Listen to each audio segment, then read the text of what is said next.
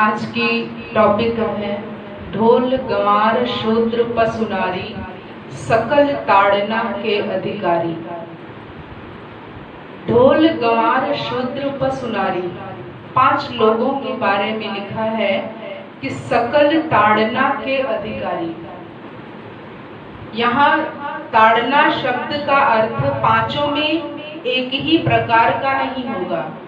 ताड़ना शब्द का अर्थ क्या है, इसका मतलब क्या है, लोगों ने इसके अर्थ का अनर्थ कर दिया। लोग कहते हैं, गोस्वामी तुलसीदास जी ने लिखा है कि ढोल गंवार शूद्र पशु नारी सकल ताड़ना के अधिकारी, अर्थात ये 5 ताड़न के अधिकारी हैं, मारने के अधिकारी हैं। ऐसा नहीं है, इस अर्थ का अनर्थ किया गया है।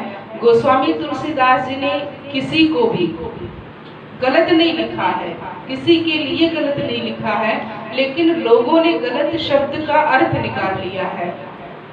ताड़ना मतलब मारना ही नहीं होता है, ताड़ना मतलब देखना भी होता है।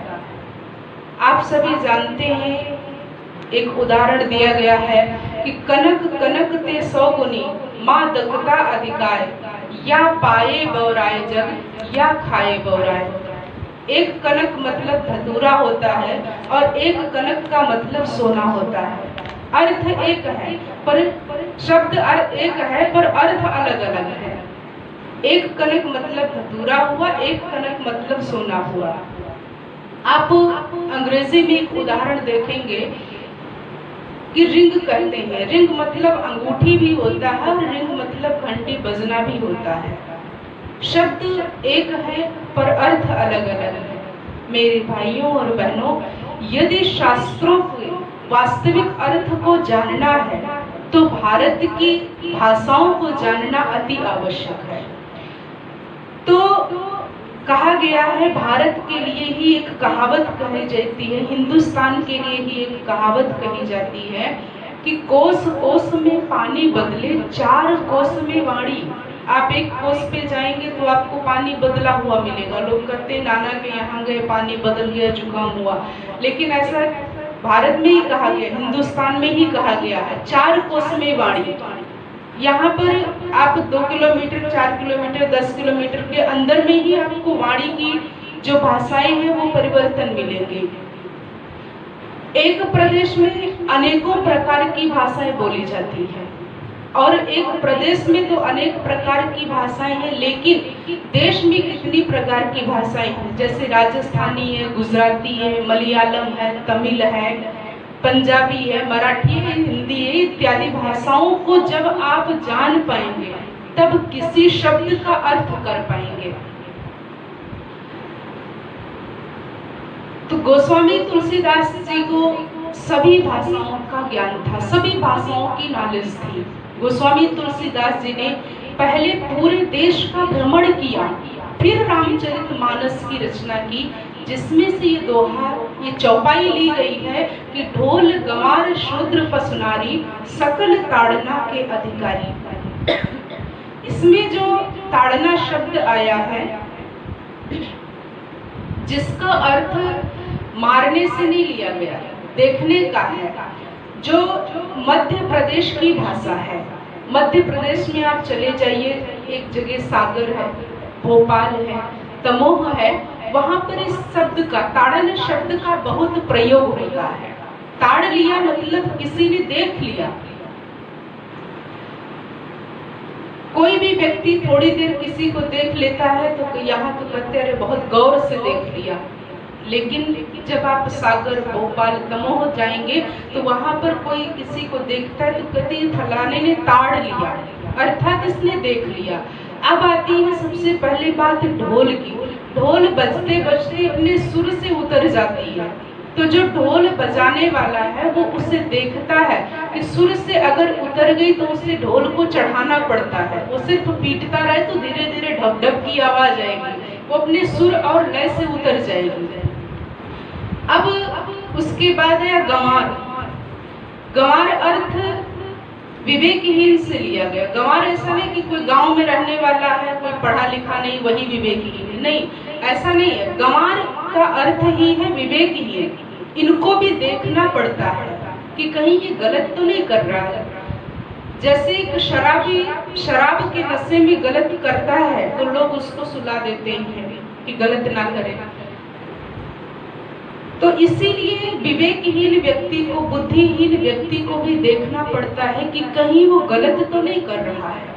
बात आती है फिर शूद्र की। शूद्र की परिभाषा हम दूसरे टॉपिक पर बताएंगे कि शूद्र का अर्थ क्या है, लेकिन यहाँ पर गोस्वामी तुलसीदास जी ने कोई जातिवाद के लिए नहीं लिखी, बल्कि कर्म से शूद्र के बारे में लिखा है। कहा भी गया है कि जन्मते जायते शूद्रा कर्मते जायते ब्राह्मण, अर्थात जन्म से सभी शूद्र हैं, कर्म से ब्राह्मण बनना है। जैसा कि हमारे ब्रह्मा कुमारी संस्थान में कहा भी जाता है, यहाँ जातिवाद का कोई भेदभाव नहीं है, बूढ़े बच्चे युवा का कोई भेदभाव नहीं है। यहाँ पर जो भी आता है उससे उसका जाति वर्ण नहीं पूछा जाता है, सिर्फ उसका नाम पूछा जाता है, एड्रेस पूछा जाता है, क्योंकि भगवान आया ही है शूद्र से ब्राह्मण बनाने के लिए। तो यहाँ पर जन्म से शूद्र की बात नहीं, कर्म से शूद्र की बात आती है। शूद्र अर्थात क्या है, शूद्र का अर्थ क्या है? जो धर्म भ्रष्ट, कर्म भ्रष्ट, पापाचार, अत्याचार, भ्रष्टाचार जो फैला रहा है, वास्तव में वही शूद्र है। शूद्र कोई जाति से नहीं है। आज जाति के शूद्र भी अच्छे कर्म कर रहे हैं, कोई जरूरी नहीं कि कर्म से जो जाति से जो ब्राह्मण है वही अच्छा करेगा। और फिर बात आती है पशु की। जो घुड़सवार होता है वो घोड़े को ताड़ना एड़ी से देता है, किसान जो होता है वो बैल को ताड़ना छड़ी से देता है। वो बोलते हैं दाहिने, तो बैल दाहिने मुड़ जाता है, वो बोला बाएं तो वो तुरंत बाएं मुड़ जाता है। और अगर नहीं समझ पाया, दाहिने बाएं का अर्थ नहीं समझ पाया, तो एक छोटी सी छड़ी होती है, उस छड़ी से वो उसे इशारा देता है और वो बैल उस इशारे को समझ जाता है। जो गौचारक होते हैं, गाय चराने वाले, पशु चराने वाले जो होते हैं, वो जब पशु चराते तो उसे भी देखना पड़ता है कि कहीं नुकसान तो नहीं कर रही, कहीं फसल में तो नहीं चली गई है। अगर आप उस गाय को लाठी उठाकर मारते रहेंगे, जानवर को मारते रहेंगे, तो कब खाएगा, कब चरेगा? उसके लिए उसे देखना पड़ता है। यहाँ पर ताड़न शब्द का अर्थ ये नहीं लिया गया कि आप उसको मारते रहो, मारते रहेंगे तो कैसे खाएगी। इसलिए उसे देखना पड़ता है कि नुकसान तो नहीं कर रही है, उसको घुमाना पड़ता है, मारना नहीं होता है। और अंत में जो नारी शब्द आया है, नारी के लिए लोग बहुत गलत प्रयोग करते हैं और आज नारियों के लिए बहुत नीची दृष्टि होती गई। लेकिन आज फिर भी समाज में इतना अच्छा हुआ कि नारी आगे बढ़ती जा रही है। वो साइकिल से लेकर के हवाई जहाज तक चला रही है, देश को भी चलाने में आज नारी आगे है। अगर स्त्री को हम ये कहें कि सिर्फ वो ताड़न के लिए, मारने के लिए है, ऐसा नहीं है। वो केवल ताड़ने से, मारने से काबू में नहीं रहेगी। तो राष्ट्र में अगर देखा जाए, प्रसिद्ध हमारी लक्ष्मीबाई जैसी वीरांगना नारी ही थी, कोई पुरुष नहीं थी, जो अंग्रेजों के दांत खट्टे कर दिए, जिसका नाम लेते ही अंग्रेज कांप उठते थे। आज अगर रानी लक्ष्मीबाई का साथ लोग देते तो रानी लक्ष्मीबाई ही अंग्रेजों को देश से निकालने में सक्षम हो जाती। ऐसी बहादुर सिंघनी हुई। आज के लिए कहते हैं, अगर कोई स्त्री, नारी केवल ताड़ने के लिए है, मारने के लिए है, यह उसकी मूर्खता है। जो पुरुष इस तरह से समझते हैं उनकी मूर्खता है। पुरुष और नारी का समान रूप से प्रादुर्भाव हुआ है, ऐसा हमारे शास्त्रों में कहा गया है। कहा जाता है कि भगवान ब्रह्मा के श्री अंग से, दाहिने अंग से महाराज मनु और बाएं अंग से उनकी पत्नी शतरूपा का प्रादुर्भाव हुआ, उनकी उत्पत्ति हुई, ऐसा हमारे शास्त्रों में कहा गया। एक ही शक्ति के दो रूप हुए, अर्थात ब्रह्मा के दाहिने अंग से पुरुष और बाएं अंग से शतरूपा का जो प्रादुर्भाव हुआ, एक ही शक्ति के दो रूप हुए। एक ने पुरुष रूप धारण किया तो दूसरे ने स्त्री का रूप धारण किया।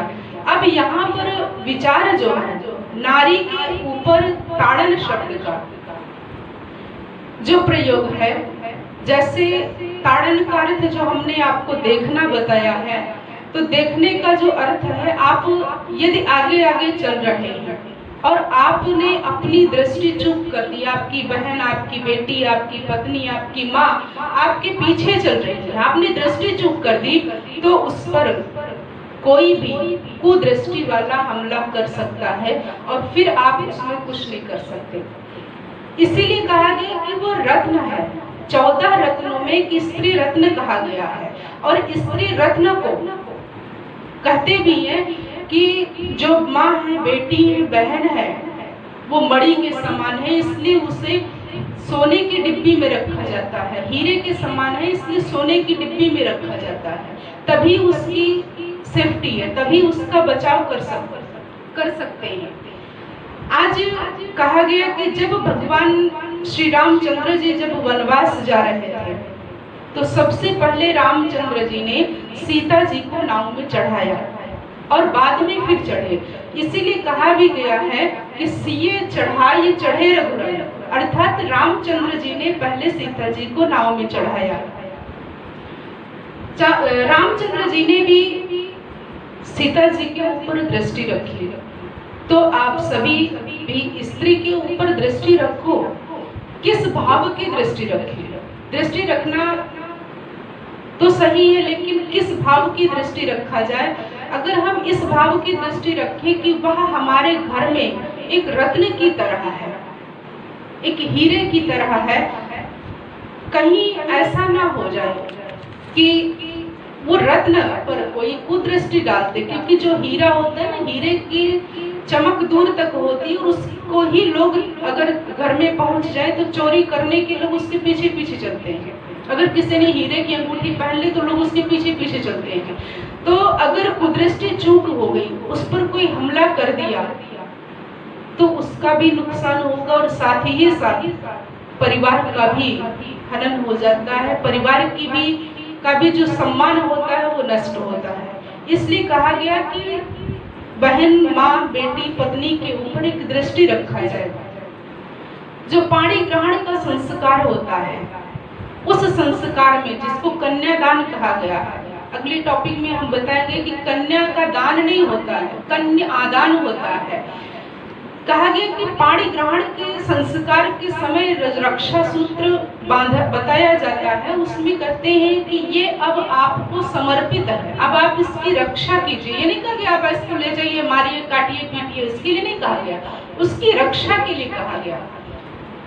हमारे शास्त्र सिद्धांतों में कहीं भी कभी भी स्त्री को अकेला नहीं छोड़ा गया है। अगर वो बहन है, बेटी है, तो पिता के सानिध्य में है, बहन है, थोड़ी बड़ी हुई बहन हुई तो अपने भाइयों के सानिध्य में है, जब वो और बड़ी हुई, शादी हो गई तो पति के सानिध्य में है, और जब वो वृद्ध हो जाती है तो बच्चों के सानिध्य में होती है। कहीं उसको अकेला नहीं छोड़ा गया, हमारे शास्त्र सिद्धांत भी दिखाते हैं। आगे कहा गया एक दृष्टि सबने रखा, चाहे वो पिता ने रखा, भाई ने रखा, पति ने रखा या फिर बच्चों ने रखा, एक दृष्टि रखी गई है। यदि आप अपनी दृष्टि में रखेंगे तो कभी भी उसका अमंगल नहीं होगा, उसका कभी अहित नहीं होगा, उसका कभी नुकसान नहीं होगा। और महाभारत की बात एक छोटी सी लाएंगे हम बीच में कि बुद्धि को भी स्त्री स्वरूपा ही माना गया है। जब भीष्म जी शैया पर, बाण शैया पर लेटे हुए थे और श्री कृष्ण उनके पास पहुंचते हैं, तो भीष्म ने भी यही कहा श्री कृष्ण जी से कि प्रभु, मैंने अपनी कन्या को, अपनी कुंवारी कन्या को अभी तक सदैव सुरक्षित रखा है, अर्थात अपनी बुद्धि को अभी तक सुरक्षित रखा है। आज मैं आपके चरणों में समर्पित करता हूँ और शास्त्र शासन के द्वारा बुद्धि को सदैव अपने अधीन रखें। शास्त्र शासन में भी यही कहा गया कि बुद्धि अपने अधीन रखो। किसी के आप घर जाते हैं तो कोई गलत चीज ना देखें, अगर वहां से आप बाहर निकलते तो अपने मुंह को बंद रखें कि उसके घर की जो मर्यादा है वो घर में ही रहे, कहीं बाहर ना जाए। यहाँ कहा गया कि सदैव अपने अधीर रखो, कहीं पर भी बुद्धि कुमार्गगामी ना हो जाए। ये हमारे शास्त्र में भी कहा गया है। ब्रह्मा कुमारी में तो उस पर चलना बताया जाता है, शास्त्र में सिर्फ पढ़ना सिखाया गया, लेकिन ब्रह्मा कुमारी संस्था में उस मार्ग पर चलना सिखाया जाता है। आज कई लोग ऐसे हैं जो कहते हैं ब्रह्मा कुमारियां देवी देवताओं को नहीं मानती हैं, शास्त्रों को नहीं मानती हैं, लेकिन हमें शास्त्र को पढ़ने से ही फायदा नहीं होगा, हमें शास्त्र पर चलने से फायदा होगा। और शास्त्र के अर्थ का अनर्थ नहीं करना है, उसके अर्थ को समझना है कि शास्त्र कह क्या रहा है, उस शास्त्र को हमें धारण करना है। सिर्फ पढ़ने से कुछ नहीं होता है। तो बुद्धि को अपने अधीन रखो, कहीं भी कुमार्गगामी ना हो जाए, कहीं गलत रास्ते पर ना चली जाए। यहाँ स्त्री के ताड़न का केवल एक सूत्र है कि उस पर आप दृष्टि बनाए रखें। स्त्री रत्न कहीं अपवित्र ना हो जाए, कुमार्गगामी ना हो जाए, उस पर कोई हमला ना कर दे, कोई कुदृष्टि वाला उस पर हमला ना कर दे, इसलिए उस पर दृष्टि बनानी है। आज विद्वता में देखो तो एक से एक, साधुता में देखो तो एक से एक, वीरांगना देखो तो एक से एक, आज हर कार्य में स्त्रियां आगे जा रही हैं, क्योंकि जो सामर्थ्य, जो शक्ति भगवान ने पुरुष में दी है, वही सामर्थ्य, वही शक्ति भगवान ने स्त्री में भी दी है। क्योंकि भगवान के ही दो रूप हैं, भगवान की साक्षात शक्ति है, इसलिए कहा शिव की शक्ति। कहा गया है यत्र नार्यास्त पूज्यन्ते रमन्ते तत्र देवता, जहाँ पर नारियों का सम्मान होता है वहीं पर देवता भ्रमण करते हैं, वहीं पर देवताओं का वास होता है। और यदि कोई इस भाव से देखे कि स्त्री तो केवल ताड़न, मतलब केवल गाली देके बात करना, ऐसा नहीं है। जिस घर में स्त्री का अपमान होता है, जिस घर में स्त्री का सम्मान नहीं हो पाता है, उस घर का नाश होना निश्चित है। और आप सभी शास्त्र के अनुसार ये देख लीजिए, उदाहरण में आप रावण को देख लीजिए कि सीता जी पर उसने कुदृष्टि डाली, उसका सर्वनाश हुआ। दुशासन को देख लीजिए, द्रौपदी के चीरहरण पर उसने अपना हाथ बढ़ाया, हाथ भी जला और उसका सर्वनाश हुआ। तो जहाँ पर स्त्री का अपमान हुआ, वहीं पर उस घर का सर्वनाश हुआ। कहते हैं कि जब नारी का अपमान शुरू होता है तो महान भारत भी महाभारत की ओर बढ़ जाता है, अग्रसर हो जाता है। और जब महाभारत की ओर अग्रसर हो गया तो फिर कोई रोक नहीं सकता, विनाश होना निश्चित है।